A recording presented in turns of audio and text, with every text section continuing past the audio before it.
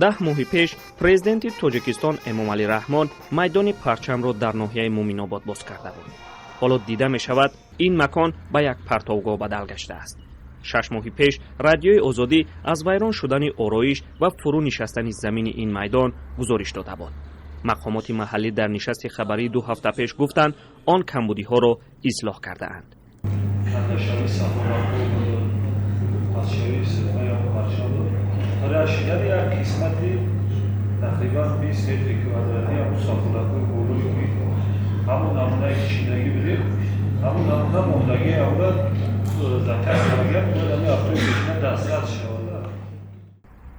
дарахтон дар ин ҷо хушкида, партову ахлод гирду атрофро фаро гирифтааст. сокинони маҳаллӣ мегӯянд баъди гузориш мақомот намоишкорона дар пайи ислоҳи вазъ шудаанд, вале корро то охир давом надодаанд. ҳарчанд раиси ноҳия дар нишасти хабарии 6 моҳи пешаш гуфта буд ки комиссияи ҳукуматӣ ҳоло майдони парчамро расман қабул накардааст.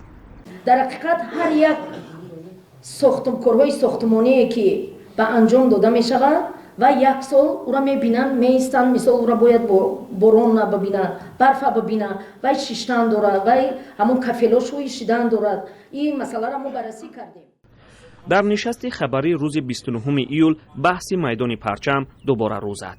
ҳарчанд дар ин нишаст раиси ноҳия ҳузур надошт, аммо баъди нишаст боз мақомот дар пайи ислоҳи камбудиҳо шудаанд. ин навори коркунии кормандони мақомоти ноҳия баъди 2 ҳафтаи нишасти хабарӣ гирифта шудааст. 6 моҳи пеш радиои Озодӣ аз ин ҷо гузориш омода карда буд ки майдони парчам аллакай валангор мешавад. аз ин мобайн 6 моҳ гузашт. мақомот дар ноҳияи Муъминобод мегӯяд ки онҳо майдони парчамро бозсозӣ карданд. аммо чӣ гунае ки мушоҳида мекунед, дар ин ҷо на танҳо бозсозӣ мушоҳида мешавад, балки хушк шудани дарахтон ҳам дида мешавад.